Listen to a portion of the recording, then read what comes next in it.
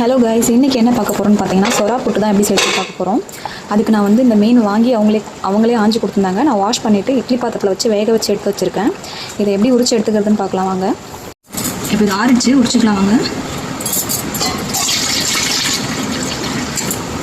இது கையில் ஒட்டும், ஸோ அதனால் தண்ணி வச்சுக்கலாம் சைடில் கொஞ்சம்.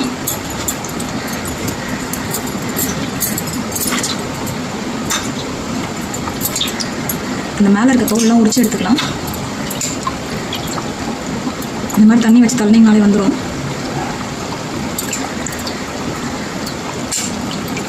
இந்த தோலோடு போட்டிங்கன்னா ஒரு மாதிரி மண் மாதிரி நரன்னு இருக்கும். அதனால தான் தோலை ரிமூவ் பண்ணணும். இந்த அளவுக்கு ரிமூவ் பண்ணி எடுத்துக்கோங்க.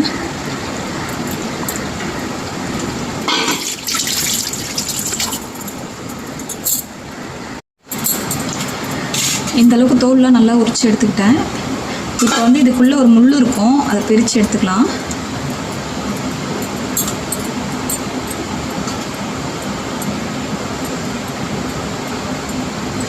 இந்த மாதிரி எடுத்துருங்க, இது தேவைப்படாது.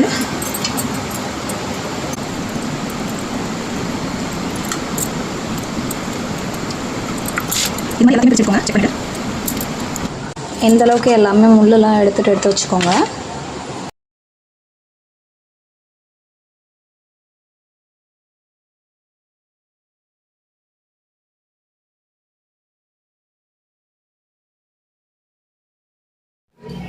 கடாயில் எண்ணெய் ஊற்றி கடுகு போட்டுக்கோங்க. கடுகு பொரிஞ்சதும் வெங்காயம் கட் பண்ணி வச்சுருக்கேன் சின்னதாக, அதையும் சேர்த்துக்கோங்க. அப்புறம் இஞ்சி பூண்டு பேஸ்ட் கொஞ்சம் போட்டுக்கோங்க. கருவேப்பிலை, கொத்தமல்லி, இது எல்லாத்தையும் சேர்த்து நல்லா கிண்டி விட்டுருங்க, வதங்கட்டும்.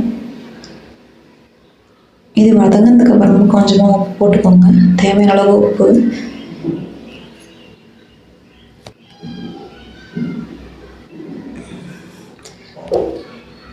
மஞ்சத்தூள் கொஞ்சம், அப்புறம் மீனை போட்டுக்கோங்க.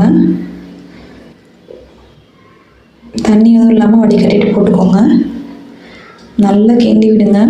கிண்டி விட்டிங்கன்னா முட்டை மாதிரி உதிர்ந்து வரும். அது உதிர்ந்து வர ஸ்டேஜில் மிளகாத்தூள் கொஞ்சமாக மிளகாய் தூளும் போட்டு, சீரகப்பொடி இருந்தாலும் கொஞ்சம் போட்டுக்கோங்க.